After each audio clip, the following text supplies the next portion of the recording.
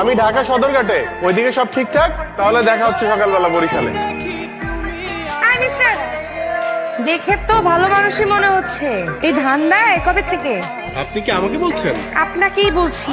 এখন চিৎকার দিয়ে মানুষ ডাকি এসে আপনাকে মারুক। হ্যাঁ, আপনি আমার পায়ে পাড়া দিয়ে ঝগড়া করছেন কেন?